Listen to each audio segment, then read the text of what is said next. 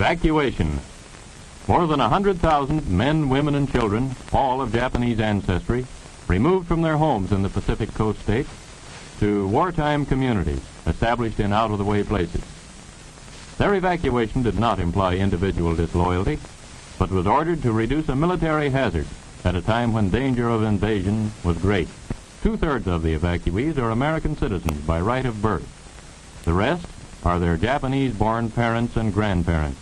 The people are not under suspicion. They are not prisoners. They are not internees. They are merely dislocated people, the unwounded casualties of war. The time, spring and summer of 1942. The place, 10 different relocation centers in unsettled parts of California, Arizona, Utah, Idaho, Wyoming, Colorado, and Arkansas. The relocation centers are supervised by the War Relocation Authority, which assumed responsibility for the people after they had been evacuated and cared for temporarily by the Army. A relocation center, housing from 7,000 to 18,000 people. Barrack-type buildings divided into compartments. 12 or 14 residence buildings to a block. Each block provided with a mess hall, bathhouse, laundry building, and recreation hall. About 300 people to a block. The entire community bounded by a wire fence and guarded by military police, symbols of the military nature of the evacuation. Each family, upon arrival at a relocation center, was assigned to a single-room compartment, about 20 by 25 feet. Barren, unattractive.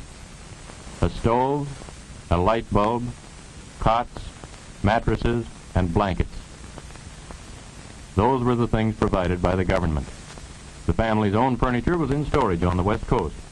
Scrap lumber, perhaps some wallboard, and a great deal of energy, curtains, pictures, drapes, depending on the family's own ingenuity and taste, helped to make the place livable. Some families built partitions to provide some privacy. Others took what they received and made the best of it. The 300 or so residents of each block eat in a mess hall, cafeteria style. Rough wooden tables with attached benches. The food is nourishing but simple. A maximum of 45 cents a day per person is allowed for food, and the actual cost is considerably less than this, for an increasing amount of the food is produced at the centers. A combination of Oriental dishes to meet the tastes of the Issei, born in Japan, and of American-type dishes to satisfy the Nisei, born in America. Lands that had never been occupied or farmed were chosen for most of the relocation centers. Most of the land was covered with desert growth, or with timber in the case of the Arkansas centers. It had to be cleared before farming could start. Then it had to be leveled, and irrigation ditches laid out, or rebuilt, in order that the people could produce a part of their own food. Then came the plowing, and preparation of the soil, and planting. A few of the centers had crops in 1942. In 1943, all of them. About half of the evacuated people were farm folk, skilled producers of vegetables, fruits, and other crops. They had made desert lands productive before, and around the relocation centers they could and did do it again by the application of hard work and water for irrigation. At the two centers in Arkansas, they have introduced Western-type irrigation and succeeded in producing vegetables in the heat of midsummer, when ordinary production methods are not successful. Tomatoes, peppers, cucumbers, corn, melons, and many other crops have been grown on land that a year or 2 years ago was unproductive. Food production is aimed at self-support for the relocation centers. It does not go onto the open market. From the fields, it goes to the center warehouse. From there, it may go to the kitchen, or it may be shipped to other centers. The Arizona centers are most productive in winter. The others produce only in summer or fall, so vegetable crops are exchanged. Besides the workers engaged in farming, it takes many others to handle food, in the warehouses, in transportation, in the kitchens. To keep the rolling equipment, trucks, cars, and tractors in operation, it takes mechanics and machinists. Water mains have to be laid and repaired. Roads, sanitation systems, and buildings have to be maintained. At the Arkansas centers, the land is covered with trees, and the clearing process provides lumber for construction and firewood for heating. Those who work are paid. Wages by outside standards are low. $12 a month for beginners, $16 a month for most of the workers, and $19 for professional people such as doctors and others on skilled or difficult work. The workers also receive a small cash allowance for clothing. The money received as wages lets an evacuee buy the things he needs, which are not provided by the government. But most have had to draw on their savings to live as they would like to. In each center, a cooperative business association operates stores which handle clothing, toilet articles, and the merchandise which would be needed in any community. The co-ops also run barber shops, beauty parlors, shoe repair shops, and other services for the community. When the school bell rings, it's a signal for these students at Hart Mountain in Wyoming to change classes. The school curriculum meets the standard of the state where the center is located. Mathematics, American history, geography, the fundamentals of an American education. This is a class in mathematics. And a rhythm class of 5th grade pupils. In the modern school, many subjects are added to reading, writing, and arithmetic as part of the schoolwork. Some of the teachers are Caucasian. Some are evacuees, Americans of Japanese ancestry. The first graders in this class, taught by an evacuee teacher, are making colored drawings which will decorate the walls of their barrack building classroom. The same kind of beautifully clumsy drawings that can be found in almost any first grade room. In the high schools, vocational training gets plenty of attention. Scientific farming, studied in school and in the field. And older boys are learning trades. They use them first as part of the regular work of the relocation center, as welders, mechanics, machinists. Frequently, learning to do the necessary jobs in a relocation center have led to better jobs outside. Health protection is part of the obligation assumed by the government. Evacuee doctors and nurses serve in the hospital under the supervision of Caucasians. Dentists, oculists, and pharmacists also. The Japanese professional men and women, most of them American citizens, had their own practices on the West Coast before evacuation. Many of them now are in the Army Medical Corps, and others have replaced doctors and other health workers in communities outside the centers. The health service in relocation centers, in proportion to population, is about like that of any other American community in wartime, barely adequate. The evacuees have a form of community self-government which aids the appointed officials in administration of the community. A community council of evacuees is elected to make rules and regulations. Anyone 18 years old or older is eligible to vote in the elections, which are carried on in the democratic manner.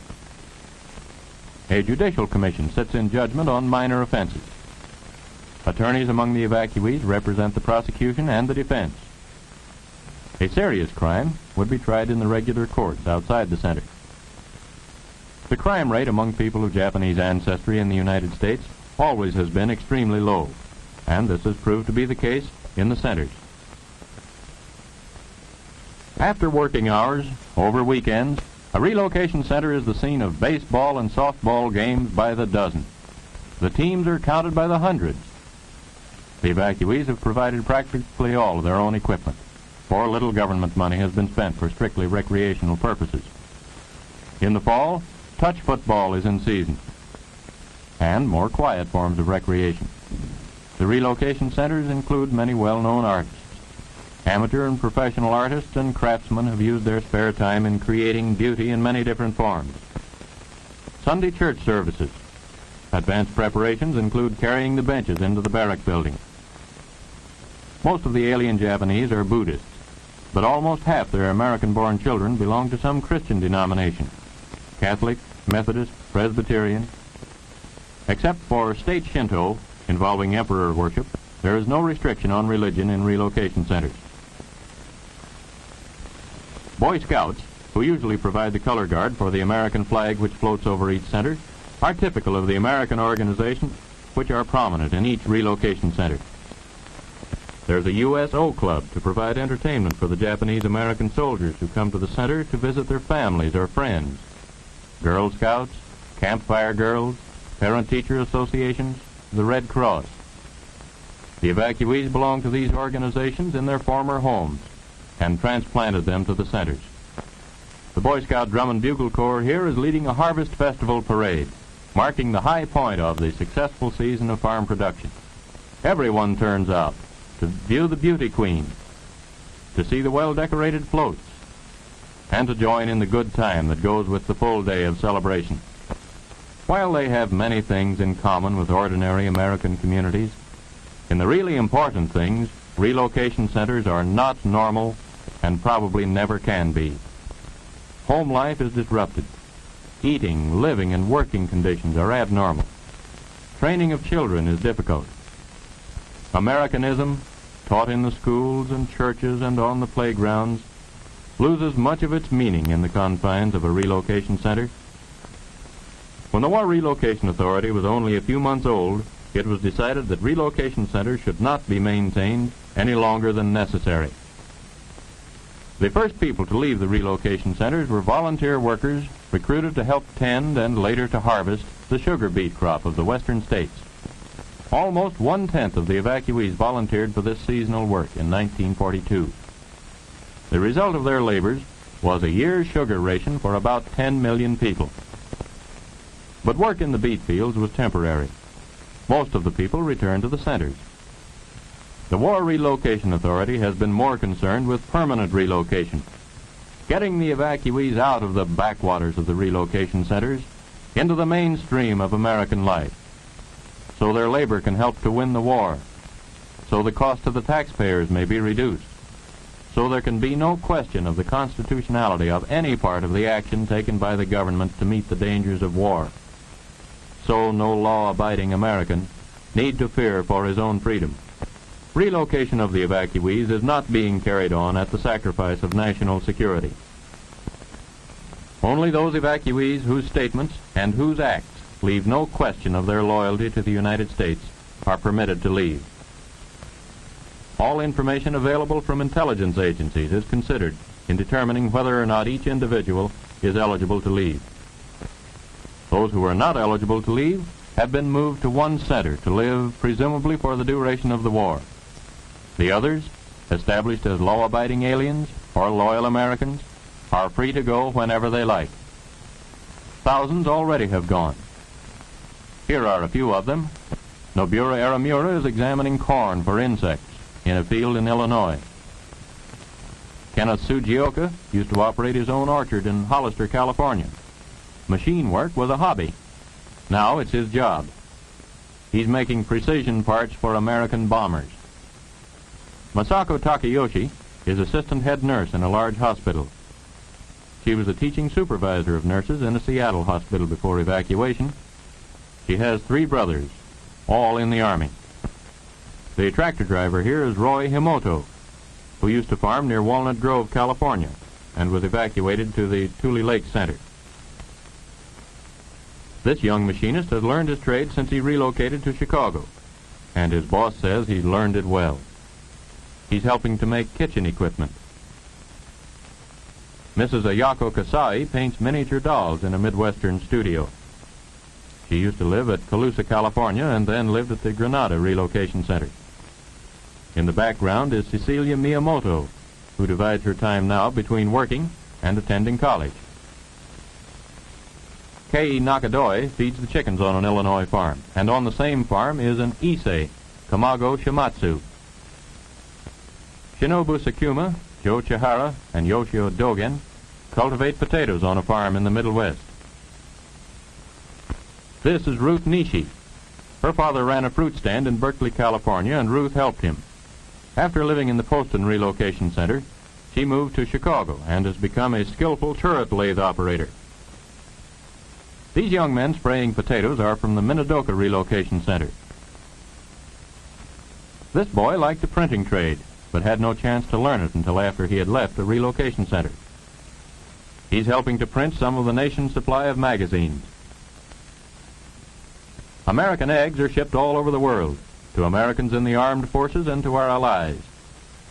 Mary Higuchi breaks eggs which are to be dried. And in the same plant, John Iamuri feeds the drying machine. Jim Carisu used to be a clerk in Madera, California. Now he's a candy maker in Chicago.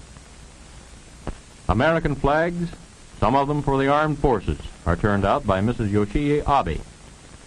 She hopes that one of the flags she makes someday may be carried in triumph down the streets of Tokyo. The produce business in Watsonville, California, used to be home to these boys. Now they're in the produce business in Denver.